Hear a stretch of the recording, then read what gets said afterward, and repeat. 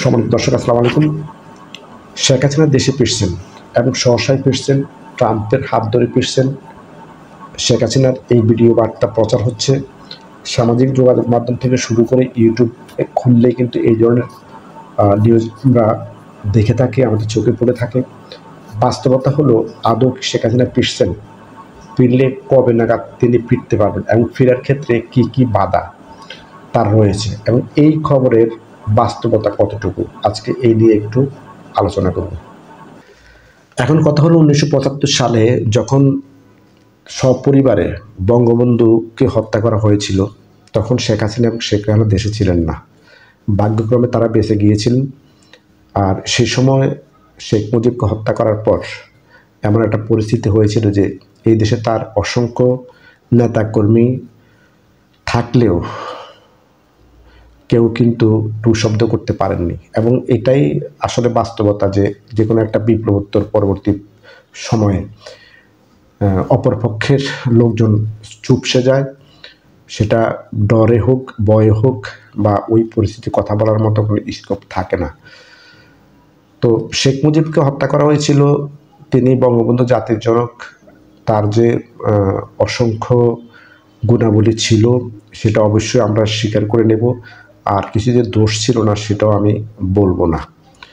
সেই প্রেক্ষিতে শেখ হাসিনাকে তখনও এই ভারত কিন্তু আশ্রয় দিয়েছিল। 1981 সালে যখন শেখ হাসিনা বাংলাদেশে ফিরে, তখন কিন্তু তখনকার প্রেক্ষাপট আর বর্তমান প্রেক্ষাপট কিন্তু এক নয়। তখন শেখ হাসিনার নামে কোনো মামলা মোকদ্দমা ছিল না এবং তিনি তখন ভারত থেকে বাংলাদেশে ফিরছিলেন একবারে নিষ্পাপ একটা বঙ্গবন্ধুর কন্যা হিসাবে।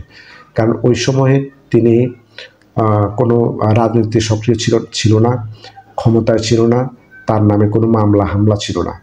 কিন্তু 2024 সালের আগস্ট মাসে তিনি যে ক্ষমতা ছেড়ে ভারতে আশ্রয় নিতে বাধ্য হয়েছেন, এই প্রেক্ষাপট কিন্তু সেই প্রেক্ষাপট কিন্তু এক নয়। বর্তমানে শেখ হাসিনার নামে অসংখ্য মামলা রয়েছে। মানবতা বিরোধী অপরাধে তার বিরুদ্ধে আন্তর্জাতিক আদালতে অভিযোগ দায়ের করা আছে এবং বর্তমান ইউনিট সরকার এবং বৈষম্যবিরোধী ছাত্র আন্দোলনের যারা নেতৃত্বে ছিলেন তারা জানেন যে শেখ হাসিনা দেশে ফিরলে তাদের কোনোভাবে রক্ষা হবে না এবং তারা এই জন্য যান প্রাণ দিয়ে এটা ঠেকাবেন। এবং সরকার চাইছে যে কোনোভাবে শেখ হাসিনাকে দেশে এনে বিচার করে শাস্তির আওতায় আনার জন্য। তো এই প্রেক্ষাপটে শেখ হাসিনা চাইলে কিন্তু আসলে দেশে ফিরতে পারবেন বলে আমার মনে হয় না। যারা আওয়ামী লীগের সমর্থন করেন, সমর্থক আছেন, তাদেরকে দীর্ঘ সময় ওয়েট করতে হবে, ধৈর্য ধরতে হবে। কারণ হলো, 5ই আগস্ট পরবর্তী বাংলাদেশটা তো এমন হওয়ার কথা ছিল না। যেমনটি আমাদের Asif Nazrul sir, doctor Yunus sir এবং বৈষম্যবিরোধী ছাত্র আন্দোলনের সাথে যুক্ত যারা ছিলেন তারা আমাদেরকে যে স্বপ্নটা দেখিয়েছিলেন, কিন্তু আসলে বাস্তবে তো আমরা তার উল্টোটাই দেখছি। এখন শুধুমাত্র শেখ হাসিনার অনেক দোষ ছিল, তার মন্ত্রী এমপিদের দুর্নীতির অনেক কথা আমরা শুনেছি এবং বাস্তবে তাই হয়েছিল। এই জন্যই হয়তো শেখ হাসিনাকে আমরা সবাই মিলে এদেশ থেকে তাড়িয়েছি। কিন্তু বর্তমান যে পরিস্থিতি, আইন শৃঙ্খলা থেকে শুরু করে মানুষের কোনো জীবনের নিরাপত্তা নেই। আমরা তো এরকম বাংলাদেশ আসলে চাই নেই। এখন আপনি ঘর থেকে বাইর হলে জানটা নিয়ে ঘরে ফিরবেন কিনা, এটা হলো বিশ্বাস করার মতো অবস্থার মধ্যে আমরা নেই। আপনার ছোট্ট শিশুটা ঘর থেকে বের হয়ে খেলার মাঠে গেলে সে সুস্থভাবে ফিরবে কিনা, আপনি তাকে ফেরত পাবেন কিনা, এইটাও কিন্তু উদ্বেগের কারণ হয়ে দাঁড়িয়েছে। সব কিছু মিলিয়ে মবের মূল্য হিসাবে যা কিছু দেশে হচ্ছে, আইন শৃঙ্খলার এতটা অবনতি দেশ স্বাধীনের পরে আর কখনো হয়েছিল কিনা, এটা আসলে বয়োবৃদ্ধ যারা তারা বলতেন না, আসলে হয়নি। এমনকি 71 সালে মুক্তিযুদ্ধের পরেও এতটা নিরাপত্তাহীনতায় মানুষ ভোগে নাই। এছাড়াও দ্রব্যমূল্যের ঊর্ধ্বগতি, আমাদের গার্মেন্টস শিল্পে ধস থেকে শুরু করে ব্যাংক বাণিজ্য বন্ধ, সব কিছু মিলিয়ে দেশের অর্থনীতিও কিন্তু খুব খারাপ অবস্থার মধ্যে আছে। অনেকগুলি ব্যাংকে লাইফ সাপোর্ট দিয়ে রাখা হয়েছে, যেটা আসলে খুব বেশি দিন সম্ভব নয় এবং বেকারত্বের হার কিন্তু দিন দিন বাড়তেছে। এখন পর্যন্ত 5ই আগস্টের পরে সরকার কোনো ক্ষেত্রেই কোনো জনবল নিয়োগ করতে পারে নাই। তো আমরা যারা সাধারণ মানুষ আসলে আমরা দুবেলা দুমুঠো খেয়ে আমাদের স্বাধীনভাবে রাস্তাঘাটে বের হতে পারলে আমরা খুশি। আমরা কিন্তু কোটি টাকার বাড়ি গাড়ি ধন সম্পদ এইসব চাই না। সাধারণ মানুষের কাছে কিন্তু তার নিরাপত্তাটাই বড় ইস্যু। তারা হলো আপনার নিরাপত্তার মধ্যে থেকে তাদের দুবেলা দুমুঠো খাওয়ার মতো কর্ম পরিবেশ কিন্তু তারা খোঁজে। কিন্তু বর্তমান সময়ে দেশটা যেভাবে চলতেছে, যেখানে আইনসভা নিজের হাতে তুলে নিচ্ছে, যেখানে আপনার হলো থানায় পুলিশ নাই, পুলিশ থাকলেও পুলিশের কোনো ভূমিকা নাই এবং পুলিশকে কেউ মান্য করে না।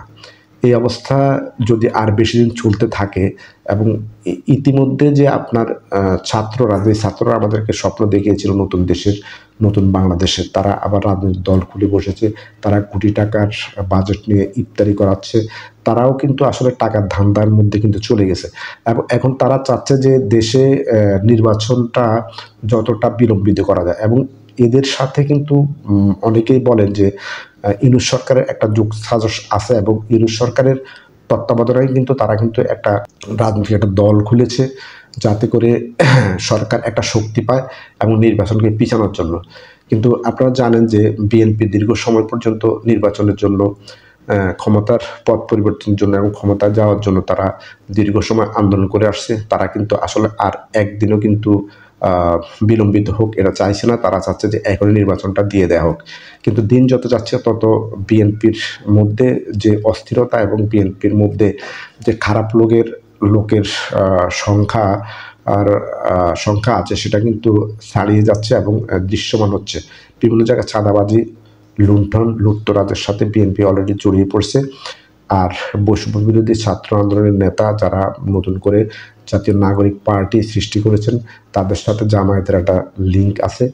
এরা যদি আরও কিছুদিন নির্বাচনকে ঠেকাতে পারে, তাহলে আসলে দেশটা একটা অস্থিতিশীল পর্যায়ে চলে যাবে। আর তখন দেশের মানুষ ধীরে ধীরে এখন ভালো আছি নাকি আগেই ভালো ছিলাম সেই প্রশ্নের উত্তর খুঁজতে থাকবে এবং একটা পর্যায়ে কিন্তু রাস্তা নেমে আসতে পারে। তারা কিন্তু শেখ হাসিনা বোঝে না, তারা কিন্তু খালেদা জিয়া বোঝে না, তারা কিন্তু ডক্টর ইউনূস বোঝে না। তারা তাদের স্বাধীনতা চায়, তারা তাদের নিরাপত্তা চায়, তারা তাদের বাচ্চা কাচ্চাদের নিরাপত্তা চায়, লেখাপড়ার পরিবেশ চায়। এই অবস্থা দীর্ঘদিন চলতে থাকলে একটা সময় কিন্তু আপনার এই সমন্বয়কদের কোনো পাত্তা থাকবে না, এই বিএনপির কোনো পাত্তা থাকবে না। এবং সেই সুযোগে আওয়ামী লীগ যদি সংগঠিত হয়ে আবার রাস্তায় বের হয়ে আসতে পারেন, তখন কিন্তু সাবেক প্রধানমন্ত্রী শেখ হাসিনা আবারও দেশে আসতে পারেন এবং আসাটাই সম্ভব। আওয়ামী লীগ অনেক পুরনো রাজনৈতিক দল, তারা এর আগেও এরকম সংকটে পড়েছিল এবং সব সংকটটি তারা কিন্তু কাটিয়ে উঠতে পেরেছে। ৭৫ সাল থেকে ৯৬ সাল পর্যন্ত দীর্ঘ ২২ বছর ক্ষমতা থাকার পরে তারা কিন্তু সদর্পে কিন্তু ক্ষমতায় এসেছিল এবং এই শেখ হাসিনার নেতৃত্বেই কিন্তু তারা এসেছিল। তার পরবর্তী ২০০৮ সালের নির্বাচনে তারা বিপুল ভোটে জয়লাভ করেছিল। পরবর্তী ২-৩টা নির্বাচন একটা প্রশ্নবিদ্ধ নির্বাচন হয়েছিল, যেটা আওয়ামী লীগের জন্য বড় ধরনের একটা ভুল ছিল। তো সব কিছু মিলিয়ে আওয়ামী লীগ কোনো ছোট দল না, আওয়ামী লীগ কোনো জামাত শিবির না, আওয়ামী লীগ কোনো জাতীয় নাগরিক পার্টি না, যেটা ক্ষণিকের জন্য আসছে, ক্ষণিক পরে মিলিয়ে যাবে। আসলে এই দলটাকে নিষিদ্ধ করা সম্ভব না, আর এই দলটাকে অবজ্ঞা করে বাংলাদেশের রাজনীতিও কিন্তু করা সম্ভব না। একটা সময় ঠিকই আওয়ামী লীগ ফিরে আসবে এবং সেদিন কিন্তু আওয়ামী লীগ যেদিন ফিরে আসবে সেদিন খুব ভালোভাবে ফিরে আসবে। এবং আওয়ামী লীগের যারা নেতাকর্মী আছেন তারাও কিন্তু চান না যে সেই আওয়ামী লীগের দুর্নির্বাচ নেতাকর্মীরা আবার ফিরে আসুক। একটা স্বচ্ছ আওয়ামী লীগ ফিরে আসবে, সেই প্রত্যাশা ব্যক্ত করে আজকের মতো আল্লাহ হাফেজ। সবাই ভালো থাকবেন।